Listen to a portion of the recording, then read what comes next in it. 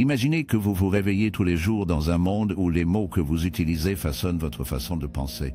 Pas seulement vos pensées, mais votre capacité même à penser de manière critique. Dans George Orwell en 1984, cette idée terrifiante devient une réalité avec l'invention de Newspeak, une langue conçue pour réduire la gamme de pensée. Newspeak n'est pas seulement une collection de nouveaux mots, mais un système entier destiné à limiter la façon dont les gens peuvent exprimer la dissidence, réduire leur capacité d'idées complexes et éliminer les nuances qui remettent en question l'autorité du parti. C'est plus qu'une simple censure, c'est une restructuration délibérée du langage pour façonner la perception de la réalité d'une personne. Dans un monde où la langue est contrôlée, il en va de même pour la façon même que les gens interagissent avec leur environnement, leur passé et même leur propre identité. L'esprit ne peut fonctionner que dans les limites de la langue. Si une personne est privée de mots pour exprimer la rébellion, articuler la liberté, ou même conceptualiser la vérité, elle devient docile et facilement manipulée. Orwell savait que pour contrôler les masses, vous devez d'abord contrôler les mots qu'ils utilisent parce que les mots façonnent les pensées. Ce n'est pas une idée dystopique distante. C'est une vérité qui est de plus en plus pertinente à notre propre temps. Avez-vous déjà pensé que certaines conversations, idées ou même mouvements entiers semblent être encadrés d'une manière qui limite la façon dont elles peuvent être discutées? Newspeak ne s'est pas arrêté avec Orwell. Il a évolué, et c'est ici maintenant. Le concept d'Orwell de doublethink fait plus loin cette manipulation de la pensée. Il ne suffit pas de limiter la langue.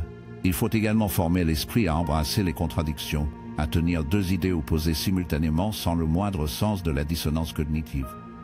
Doublethink permet aux individus de croire que 2 plus 2 peuvent être égaux 5, ou que la liberté est l'esclavage, parce qu'ils ont été conditionnés à accepter les contradictions dans le cadre de la réalité. Ils ne remettent pas en question ces paradoxes, ils les acceptent simplement comme la vérité sans hésitation. Ce phénomène psychologique est bien plus qu'une simple expérience de pensée. C'est quelque chose que nous voyons en action aujourd'hui, où les déclarations politiques contradictoires, les récits des médias et les idéologies sociales semblent coexister sans que le public ne lève un sourcil. Prenez, par exemple, le discours politique moderne, où les politiciens, les entreprises et même les mouvements sociaux opèrent souvent avec des récits qui se contredisent. Un message est diffusé, mais il ne s'aligne pas avec des actions ou des politiques. Et pourtant, les gens trouvent un moyen de l'accepter sans interroger. Dans le monde d'Orwell, cette acceptation n'est pas seulement le résultat de la propagande. C'est le produit d'un système conçu pour former les gens à croire aux contradictions. C'est un outil étonnamment efficace pour maintenir le contrôle, car il empêche les gens d'examiner de manière critique les incohérences dans leur monde. Aujourd'hui, nous vivons dans une société où l'influence de la langue sur la pensée est omniprésente, bien que souvent plus subtile que les régimes totalitaires dont Orwell nous a prévenus.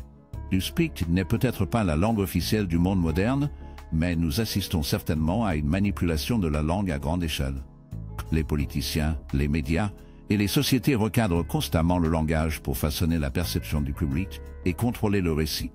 Le terme « fausse nouvelle » est un exemple puissant de ce phénomène, une phrase qui discrédite simultanément toute information qui ne correspond pas au récit préféré, tout en validant des sources douteuses ou biaisées. Les mots que nous utilisons peuvent ouvrir des portes à de nouvelles idées ou les verrouiller, ce qui rend difficile même de divertir les concepts en dehors du récit dominant. Considérez les façons dont la langue est utilisée pour décrire les problèmes sociaux et politiques.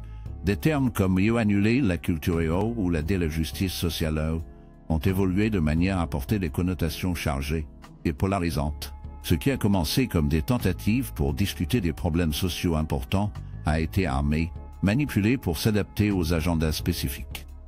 Tout comme Yeda Newspeakul, ces termes limitent l'espace pour le vrai dialogue nuancé, ils polarisent, ils simplifient à l'excès et obligent les gens à choisir les côtés sans la possibilité d'une réflexion significative. Une grande partie de notre discours aujourd'hui est construite d'une manière qui simplifie des problèmes complexes en piqûres sonores, encadrant notre compréhension du monde d'une manière qui sert ceux qui sont au pouvoir. Comme Orwell craignait, ceux qui contrôlent la langue ne contrôlent pas seulement la communication, ils contrôlent la pensée elle-même. Mais combien avons-nous vraiment progressé depuis le temps d'Orwell? Dans un monde où la censure n'est pas toujours manifeste, la manipulation du langage est devenue plus insidieuse. Sur les plateformes de médias sociaux, les moteurs de recherche et les médias, nous voyons un remodelage des mots en temps réel, alors que la langue elle-même devient un champ de bataille. La différence est que nous ne pouvons plus être pleinement conscients de la quantité de compréhension de la réalité que les forces extérieures. Les mots mêmes que nous utilisons pour nous décrire, nos expériences et notre monde ont été soigneusement organisés, souvent d'une manière que nous ne réalisons même pas. Ce phénomène ne se limite pas au domaine politique. Il est omniprésent dans toute la culture, l'économie et même l'identité personnelle. Pensez à la montée en puissance de certains termes comme la loi durabilité, la loi diversité ou avec l'inclusion. Bien qu'ils semblent progressifs, la façon dont ils sont encadrés limite souvent la portée de la discussion, décourageant des alternatives ou une exploration plus profonde et plus critique des idées qu'ils représentent. Le journal, dans son essence, n'est pas seulement une structure linguistique. Il s'agit d'un outil psychologique conçu pour empêcher le changement en verrouillant les esprits en catégories prédéterminées. Alors que nous commençons à reconnaître les modèles de notre propre monde, nous pouvons commencer à nous demander: vivons-nous dans un monde où nos pensées sont de plus en plus limitées par la langue? Parlons-nous d'une manière qui limite notre capacité à penser librement? Parlons-nous? Le pouvoir du contrôle de la pensée, comme Orwell l'a-t-il si profondément démontré, ne réside pas seulement dans les mots que nous prononçons, mais dans la façon dont ces mots peuvent remodeler notre compréhension même de ce qui est possible, vrai et réel. Devenons-nous aussi des prisonniers de notre propre langue? En Jeddah 1984, Orwell dépeint une image effrayante d'une société qui prospère sur la peur, où le pouvoir du gouvernement n'est pas maintenu par la persuasion, mais par la menace constante de danger. Il ne s'agit pas seulement de la terreur. Il s'agit d'une manipulation stratégique et calculée de l'état émotionnel de la population. Le parti comprend que la peur est l'arme la plus puissante de leur arsenal, car lorsque les gens ont peur, ils sont non seulement plus susceptibles de contrôler, mais aussi plus disposés à abandonner leur liberté en échange de l'illusion de la sécurité. C'est la vérité séculaire. La peur peut paralyser la pensée, rediriger l'action et déformer la réalité. Le pouvoir de la peur réside dans sa capacité à faire en sorte que les gens se conforment sans question, pour leur faire croire que la remise de leur liberté est le seul chemin vers la sécurité. Orwell nous présente le concept de l'ennemi, Goldstein, une figure créée non pas par une véritable opposition, mais comme un symbole d'une menace sans fin. Goldstein représente un ennemi qui ne disparaît jamais, un boogeyman constant qui justifie la guerre et la surveillance perpétuelle. La remise de leur liberté est le seul chemin vers la sécurité. Orwell nous présente le concept de l'ennemi, Goldstein, une figure créée non pas par une véritable opposition, mais comme un symbole d'une menace sans fin.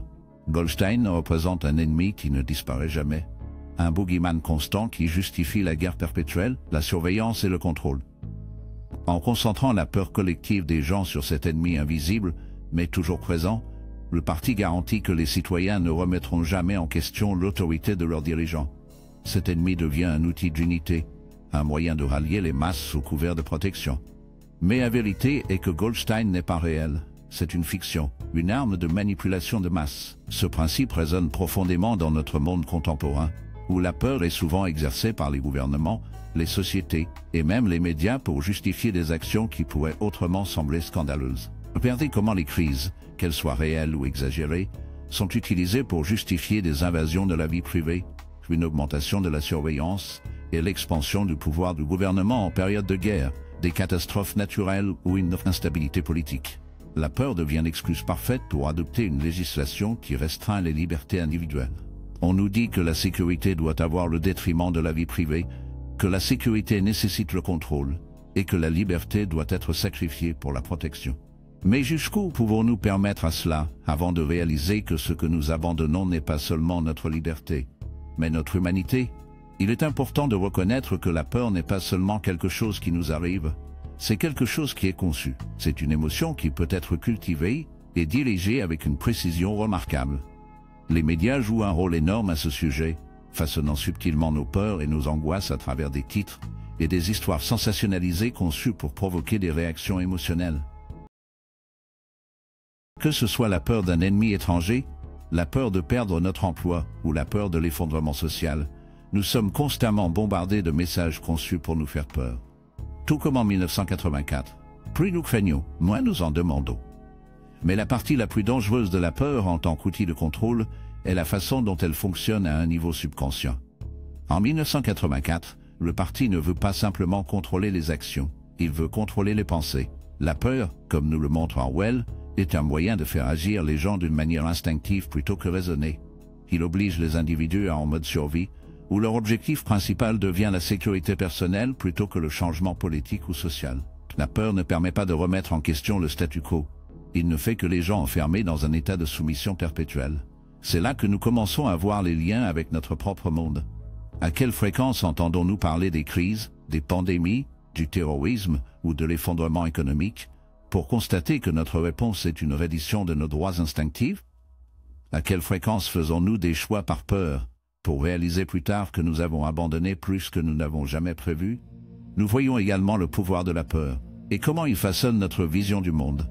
Si vous passez vos journées à entendre parler des menaces, qu'elles soient réelles ou fabriquées, votre réalité devient une réalité où le danger est toujours juste au coin de la rue. Cet état de peur constant nous rend plus susceptibles d'accepter les mesures draconiennes, d'accepter la surveillance et d'accepter l'érosion de nos libertés, parce que nous sommes conditionnés à croire que le monde est un endroit beaucoup plus dangereux qu'il ne l'est vraiment.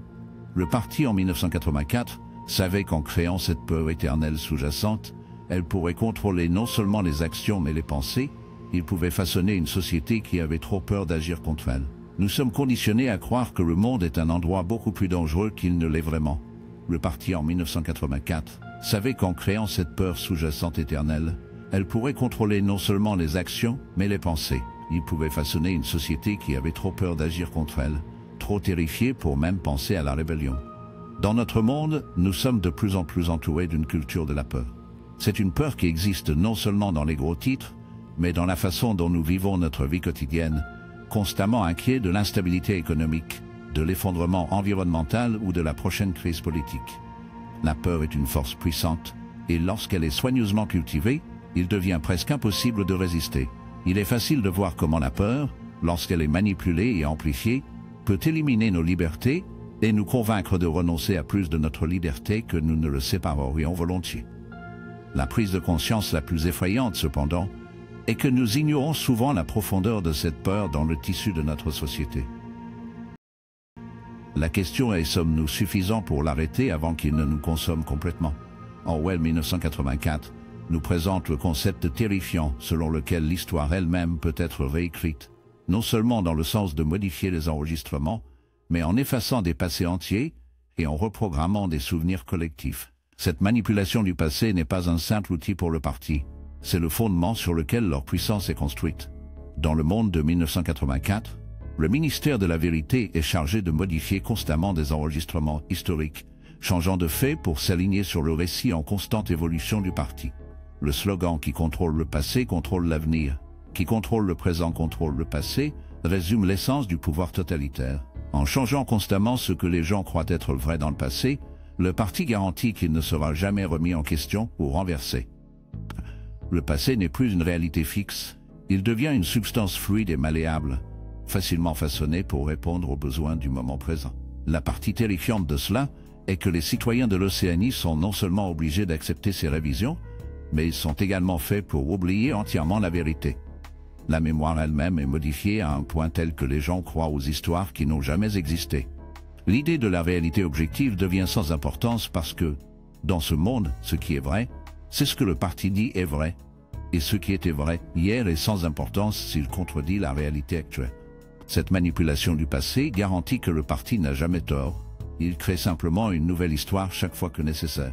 Le peuple, privé de toute source de vérité fiable, commence à l'accepter comme normal, sans jamais remettre en question l'incohérence entre le passé et le présent. Ce contrôle sur l'histoire ne se limite pas à 1984. C'est un outil puissant qui a été utilisé à travers l'histoire sous diverses formes. Regardez comment les régimes politiques, totalitaires ou non, tentent souvent de réécrire le passé pour justifier leurs actions actuelles. Prenez par exemple la façon dont certains gouvernements effacent ou minimisent les événements historiques inconfortables dans leurs dossiers officiels. Ce n'est pas seulement une question de faits alternatifs, mais de créer un nouveau récit qui correspond à l'agenda du gouvernement. En supprimant ou en déformant les moments critiques de l'histoire, ces pouvoirs essaient de créer un monde où leur légitimité est hors de question. Tout comme le parti d'Orwell utilise l'histoire comme une arme pour consolider leur contrôle, les gouvernements et les organisations manipulent aujourd'hui l'histoire pour des raisons similaires. Façonner la perception, contrôler le récit et garder le public en ligne. La montée des médias numériques n'a fait que rendre cette manipulation de l'histoire plus puissante et plus insidieuse. Dans le monde d'aujourd'hui, l'information circule constamment dans le paysage numérique. FT, opinion, images, vidéos, Internet est censé être le référentiel ultime de la connaissance. Mais il est également devenu un lieu où les faits historiques peuvent être effacés, révisés ou déformés à volonté. Prenez le phénomène d'annuler la culture, où les gens ou les idées sont effacés de l'histoire simplement parce qu'ils ne sont plus politiquement ou socialement acceptables. Grâce à des plateformes en ligne, des vidéos et des articles sont supprimés, les anciens articles sont enterrés, et les vérités gênantes sont cachées. L'historique, autrefois documenté et accessible, risque désormais d'être réécrit par ceux qui ont le pouvoir de contrôler les plateformes numériques. L'âge numérique a créé un monde où la vérité n'est plus quelque chose de fixé dans le temps. C'est quelque chose qui peut être reprogrammé, mis à jour et modifié en temps réel. De plus, la capacité de manipuler les enregistrements historiques va au-delà de la simple modification des articles ou supprimer des publications. Il s'étend à la création même de la mémoire. Lorsque nous regardons comment les événements sont signalés ou discutés sur les réseaux sociaux, nous voyons le récit façonné non seulement par les faits, mais par ceux qui ont le pouvoir d'influencer la conversation. Les plateformes que nous utilisons pour communiquer, les algorithmes qui organisent ce que nous voyons, et les voix qui sont amplifiées contribuent tout à la forme de notre mémoire collective. Le danger ici est qu'au fil du temps, nous pouvons perdre le contact avec la vérité de ce qui s'est réellement passé, le remplaçant par une version des événements qui convient au récit de ceux qui contrôlent. Ce processus est si subtil, si progressif, que nous ne réalisons peut-être même pas qu'il se produit jusqu'à ce qu'il soit trop tard.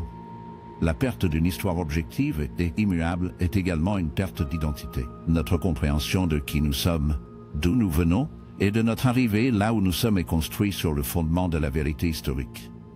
Lorsque cette vérité est compromise, notre sens de soi aussi. C'est comme essayer de naviguer dans le présent sans carte, sans repère, et sans une compréhension claire de l'endroit où nous avons été. Nous risquons de se perdre dans une mer de versions concurrentes de la réalité, chaque version de l'histoire aussi valide que la suivante, sans aucun moyen de déterminer lequel, le cas échéant, est vrai. Comme le roman d'Orwell nous enseigne, contrôler le passé signifie contrôler l'avenir. La manipulation de l'histoire ne consiste pas seulement à contrôler le récit d'aujourd'hui.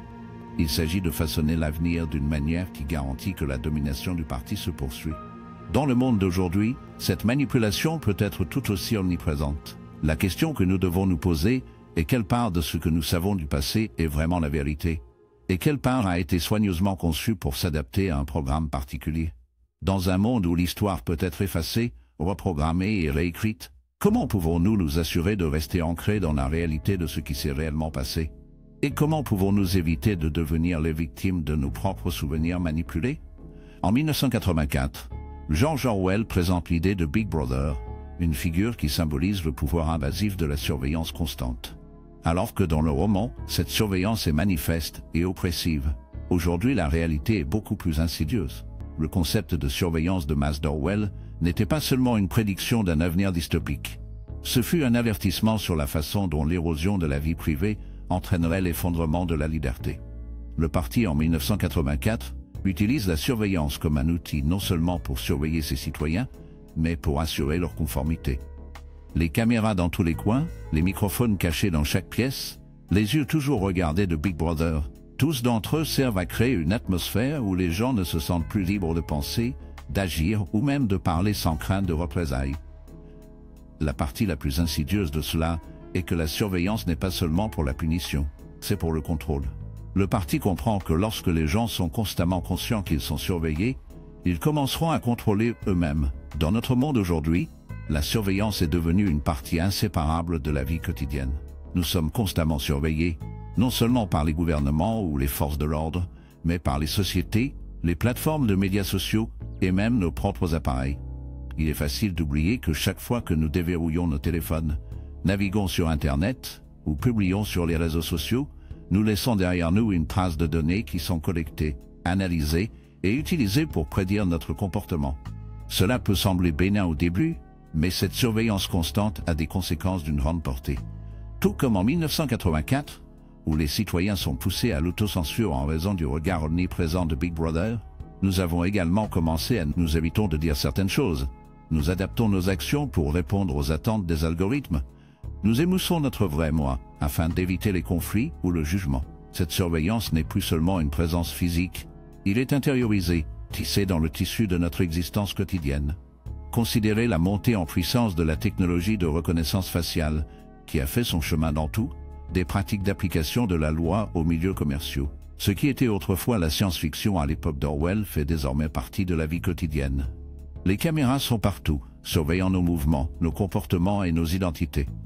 Bien que cette technologie soit souvent commercialisée comme un outil de sécurité, la question doit être posée: à quel coût cette sécurité est-elle? Tout comme le parti en 1984.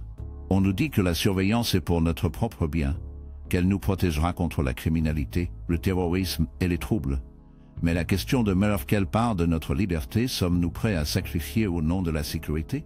Nous devons également examiner la montée en puissance de la collecte de données par les sociétés. Chaque clic que nous faisons en ligne, chaque achat que nous effectuons, chaque conversation que nous avons sur les réseaux sociaux, contribuent tout à un vaste profil numérique en cours de construction autour de nous. Ces données sont utilisées pour manipuler nos désirs, nos préférences et même nos convictions politiques. Mais contrairement à la surveillance de 1984, qui est un outil de contrôle direct par le gouvernement, la surveillance d'aujourd'hui est souvent déguisée en service. Nous sommes amenés à croire que nous participons à un échange libre. Nous proposons nos données. Et en retour, nous recevons des annonces, des recommandations et du contenu personnalisé. Mais ce que nous ne voyons pas, c'est que cet échange libre est livré avec un coût caché. Plus nous en donnons, plus nous perdons notre intimité, et plus les autres contrôlent sur nos vies. Il ne s'agit pas seulement d'être surveillé. Il s'agit des effets psychologiques de la vie dans un monde où la vie privée est de plus en plus rare. En 1984, les citoyens s'habituent tellement à être surveillés qu'ils ne font plus confiance à leurs propres pensées. Ils s'engagent dans le doublement, acceptant les contradictions dans le cadre de leur réalité simplement parce que la surveillance constante les force à un état de conformité mentale. Nous voyons aujourd'hui une tendance similaire dans un monde où chaque message, chaque conversation et chaque message est potentiellement surveillé. Nous commençons à nous deviner nous-mêmes. Nous nous demandons si nos opinions sont trop controversées, si nos messages sont trop radicaux, si nous franchissons une ligne invisible.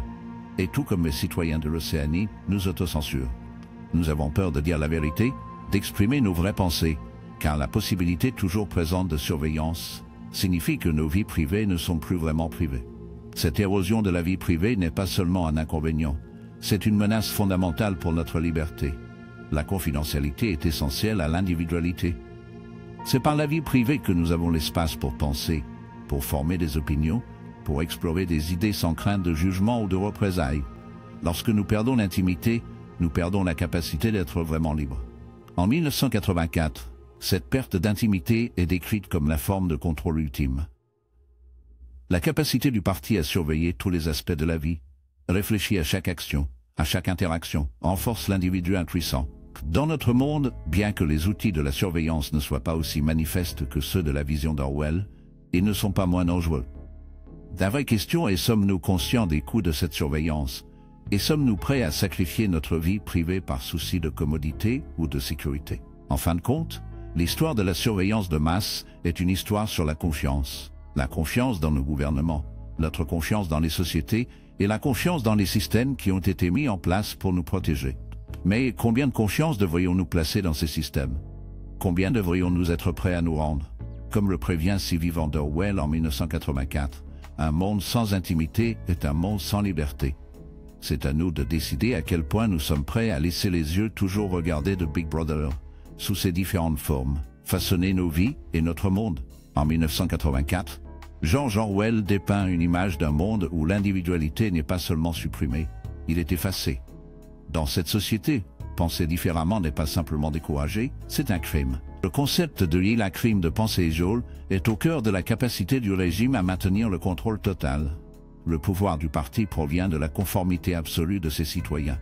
Et quiconque ose défier le statu quo est puni, sorti de l'existence. Le parti comprend que la pensée individuelle est la plus grande menace pour sa domination.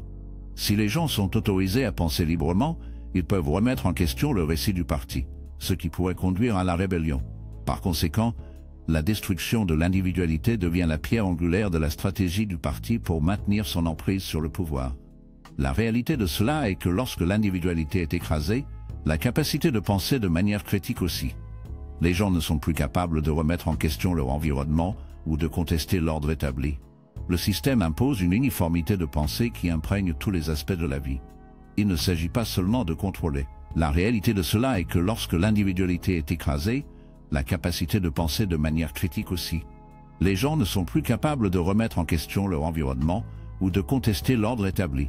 Le système impose une uniformité de pensée qui imprègne tous les aspects de la vie. Il ne s'agit pas seulement de contrôler les actions des gens, il s'agit de contrôler leur esprit. En 1984, cela est réalisé grâce à la destruction complète de la pensée et de l'expression privée, de l'endoctrinement des enfants dans l'idéologie du parti à l'élimination de toute trace de dissidence. Le système travaille sans relâche pour créer une société où la pensée indépendante n'est plus possible. En fin de compte, l'individualité elle-même devient un crime punissable par la torture et la mort. La fête ne veut pas seulement l'obéissance, il veut l'uniformité au niveau le plus fondamental de l'existence humaine. Dans le monde dans lequel nous vivons aujourd'hui, nous n'avons pas de régime ouvertement totalitaire comme celui de 1984. Cependant, nous assistons toujours à la lente érosion de l'individualité dans une société qui valorise de plus en plus la conformité. L'une des façons dont cela se produit est par la normalisation de la pensée de groupe. C'est le processus par lequel les individus suppriment leurs propres croyances, valeurs et idées pour s'aligner sur les opinions de la majorité ou des personnes au pouvoir. Que ce soit en politique, en culture ou en médias sociaux, il y a une pression croissante pour se conformer à un récit particulier. Les opinions dissidentes sont souvent rencontrées avec mépris, ridicule ou pire, ostracisme. Les personnes qui défient la vision du monde dominante sont étiquetées comme des valeurs aberrantes, des extrémistes ou même des ennemis de l'État. Plus nous voyons cela, plus nous commençons à accepter l'idée que l'individualité est à avoir honte. L'un des aspects les plus insidieux de ce processus est la façon dont il est vendu comme quelque chose de positif. On nous dit que la conformité apporte l'harmonie, que la pensée de groupe est un signe d'unité, et que ceux qui contestent le statu quo essaient juste de nous diviser. À l'ère numérique, cette pression pour se conformer est encore plus prononcée. Les plateformes de médias sociaux, avec leurs algorithmes conçus pour hiérarchiser les opinions populaires, créent des chambres d'écho où seules certaines vues sont amplifiées. Cela crée un environnement où les gens se sentent obligés d'exprimer des opinions qui s'alignent avec la majorité, même si ces opinions ne reflètent pas leurs vraies croyances. Le désir de validation et d'acceptation devient si fort que de nombreuses personnes abandonnent leurs propres convictions en faveur de l'intégration. De cette façon, le système n'a pas à supprimer activement l'individualité. Il crée simplement un environnement où les gens l'abandonnent, ont peur de se démarquer ou de parler. L'aspect le plus dangereux de cette destruction de l'individualité est les effets à long terme qu'il a sur notre capacité à penser par nous-mêmes. Lorsque nous cessons de nous questionner, lorsque nous cessons de défier les idées qu'on nous dit d'accepter, nous perdons l'essence même de ce qui nous rend humains. La pensée critique, la capacité de remettre en question l'autorité et le courage d'être différent sont ce qui nous permet de grandir en tant qu'individus et en tant que société. Si nous abandonnons ces qualités, nous risquons de devenir rien de plus que des rouages. Dans une machine, nos pensées dictées par les pouvoirs en place. Orwell 1984 nous montre que lorsque l'individualité est détruite, l'âme même de l'humanité est en danger. La tragédie du roman n'est pas seulement l'oppression d'un peuple, mais la perte de leur capacité à penser librement, à créer, à défier et à imaginer une réalité différente. Dans le monde d'aujourd'hui, nous devons nous demander quelle part de notre individualité sommes-nous prêts à sacrifier au nom de la conformité. Un roman n'est pas seulement l'oppression d'un peuple, mais la perte de leur capacité à penser librement, à créer, à défier et à imaginer une réalité différente. Dans le monde d'aujourd'hui, nous devons nous demander quelle part de notre individualité que nous sommes prêts à sacrifier au nom de la conformité. À quelle fréquence faisons-nous taire nos propres pensées parce que nous craignons le jugement ou le rejet? L'essor de la culture d'annulation, la diabolisation de la dissidence et la pression pour se conformer au récit dominant sont tous des signes que nous perdons notre emprise sur l'individualité. Plus nous permettons à ces forces de nous façonner, plus nous perdons la capacité de penser indépendamment, de défendre ce en quoi nous croyons et d'être fidèles à nous-mêmes. Le message d'Orwell 1984 est clair: lorsque nous lâchons notre individualité, nous lâchons notre liberté. Alors demandez-vous, êtes-vous prêt à défier le système qui cherche à effacer votre individualité? Êtes-vous prêt à défendre votre droit de penser par vous-même?